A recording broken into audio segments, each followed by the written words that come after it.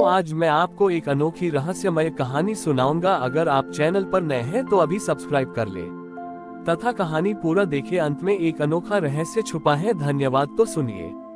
सृष्टि के एक सुदूर हिस्से में एक ऋषि बोधान रहते थे। बोधान ने अपनी पूरी आयु केवल एक ही लक्ष्य को समर्पित कर दी थी, ये जानना कि मैं कौन हूँ। उन्होंने वर्षों तक तपस्या की, शास्त्र पढ़े और विभिन्न ध्यान विधियों का अभ्यास किया, परंतु हर बार जब वे सत्य के करीब पहुंचते तो उनका मन उन्हें धोखा दे देता। कभी उन्हें लगता कि वे महान तपस्वी हैं, कभी वे खुद को विद्वान मानते और कभी वे स्वयं को एक साधारण मनुष्य समझते। वे हर बार किसी न किसी पहचान आइडेंटिटी के बंधन में बंध जाते और अपने मूल स्वरूप को भूल जाते। इस समस्या के कारण बोधान गहरे अवसाद में चले गए।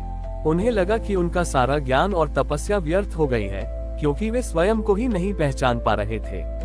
हताश होकर बोधान ने अंतिम बार कैलाश पर्वत की ओर प्रस्थान किया। जब वे शिव के पास पहुंचे तो उन्होंने न तो कोई वरदान मांगा और न ही कोई शिकायत की। उन्होंने बस एक साधारण प्रश्न पूछा, हे महादेव, मेरे सामने मेरा परिचय पहचान एक दीवार की तरह क्यों खड़ा है? मैं हर परिचय को तोड़ता हूँ, पर मेरा मन तुरंत एक नया परिचय गढ़ लेता है। मैं कौन हूँ? शिव, जो स्वयं पहचान मुक्त और अनादि है, मुस्कुराए। उन्होंने बोधान से कहा, बोधान, तुमने मैं को खोजने में अपनी पूरी आयु लगा दी, पर तुमने गलती यह की कि तुम इसे स्थिर और सीमित मान बैठे। शिव ने एक क्षण के लिए अपना ध्यान केंद्रित किया।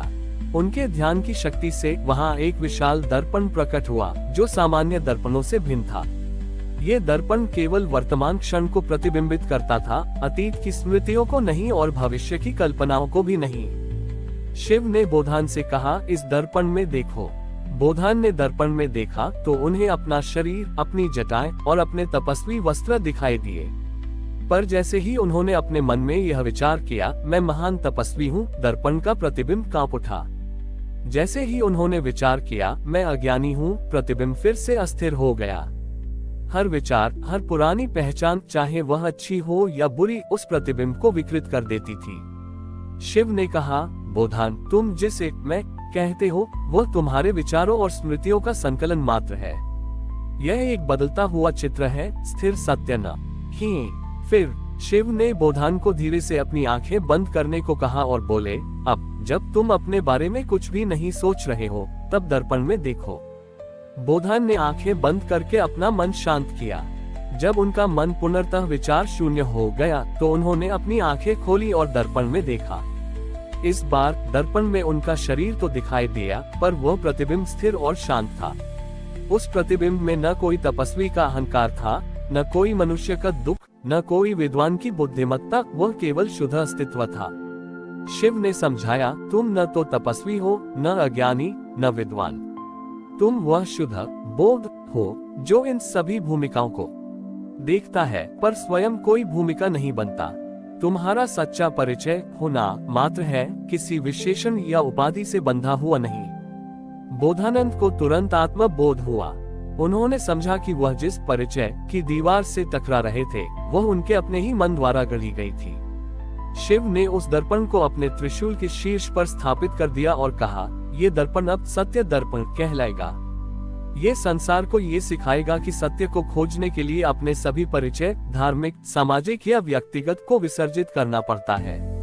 इस प्रकार भगवान शिव ने बोधान को ये शिक्षा दी कि व्यक्ति का सबसे बड़ा बंधन उसका अपना परिचय होता है और परम सत्य तभी प्रकट होता है जब हम सभी उपाधियों और सीमाओं को त्याग कर स्वयं को केवल अस्तित्व के रूप में स्वीकार करते हैं। ऋषि बोधान, जिन्हें अब परिचय मुक्त ऋषि कहा जाने लगा, ने शिव के सत्य दर्पण से प्राप्त आत्मबोध को आत्मसात किया। उनके भीतर से मैं कौन हूँ का भ्रम हमेशा के लिए मिट चुका था। शिव ने सत्य दर्पण को कैलाश से हटाकर पृथ्वी के एक महान साम्राज्य विद्वत नगर के बीचों बीच स्थापित करने का आदेश दिया। विद्वत नगर अपनी शिक्षा, दर्शन और ज्ञान के लिए प्रसिद्ध था, पर यहाँ के लोग भी अपने परिचय, विद्वान, धनी, ऊंची जाति को लेकर अत्यधिक अहंकार में जीते थे। हर व्यक्ति अपने पद, ज्ञान की मात्रा या सामाजिक प्रतिष्ठा के कारण दूसरे से श्रेष्ठ महसूस करता था। सत्य दर्पण को नगर के मुख्य चौक पर स्थापित किया गया। ये दर्पण हमेशा स्थिर रहता था और शिव की आज्ञा के अनुसार ये केवल वर्तमान क्षण की चेतना को ही प्रतिबिंबित करता था। नगर के मुख्य आचार्य जयदेव, जो अपने ज्ञान के लिए सर्वत्र पूजे जाते थे, सबसे पहले दर्पण के पास पहुंचे। जयदेव ने सोचा कि दर्पण उनकी महानता को और अधिक प्रकाशित करेगा। जैसे ही जयदेव दर्पण के सामने खड़े हुए, उन्हें अपनी छवि दिखाई दी।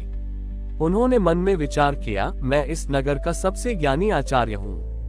तुरंत दर्पण ने इस विचार को प्रतिबिंबित किया, लेकिन साथ ही जयदेव ने देखा कि उनके मन में इस पहचान को लेकर कितना तनाव, असुरक्षा और भय छिपा हुआ है। ये भय कि कहीं कोई उनसे अधिक ज्ञानी न आ जाए।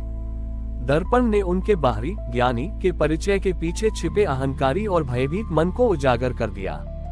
जयदेव भयभीत होकर पीछे हट गए। उन्हें महसूस हुआ कि वे जिस परिचय पर जी रहे थे वह सोने के पिंजरे जैसा था। इसके बाद नगर का सबसे धनी व्यापारी धनराज दर्पण के सामने आया।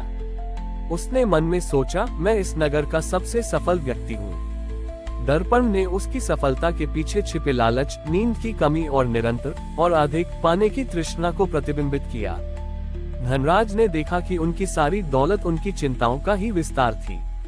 वह भी अपनी पहचान के बोझ से घबराकर भाग खड़ा हुआ। इस तरह सत्य दर्पण ने किसी को नुकसान नहीं पहुंचाया, पर हर व्यक्ति को उनके बाहरी खोल के पीछे छिपी आंतरिक सच्चाई दिखा दी। धीरे धीरे विद्वत नगर में एक बड़ा परिवर्तन आया। लोगों ने अपने परिचय को ढाल की तरह उपयोग करना बंद कर दिया। आचार्य जयदेव ने अब केवल वही ज्ञान बांटना शुरू किया जो उनके हृदय से आता था, न कि वह जो उनकी पदवी की अपेक्षा थी। व्यापारी धनराज ने अपने धन का उपयोग समाज सेवा में किया, क्योंकि उन्होंने महसूस किया कि सच्चा सुख देने में है, न कि संचित करने में। जब लोगों ने अपनी पहचानों का बोझ उतारा, तो उनके बीच के भेदभाव स्वतः ही समाप्त हो गए। कोई ऊंचा या नीचा नहीं रहा, क्योंकि दर्पण ने दिखा दिया था कि हर पहचान के पीछे हर मनुष्य केवल एक ही शुद्ध चेतना है।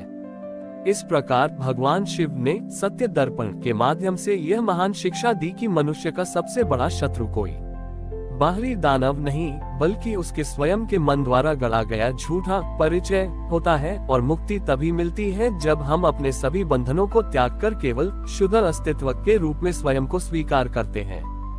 हमारी और भी आध्यात्मिक एवं अनोखी कहानियां देखने के लिए हमारे चैनल पर जाएं तथा धार्मिक एवं पौराणिक अनोखी कहानियां हमारे चैनल पर है। कृपया जाके देखें तथा हमारे चैनल को सब्सक्राइब करके रखें और वीडियो लाइक जरूर करें। धन्यवाद।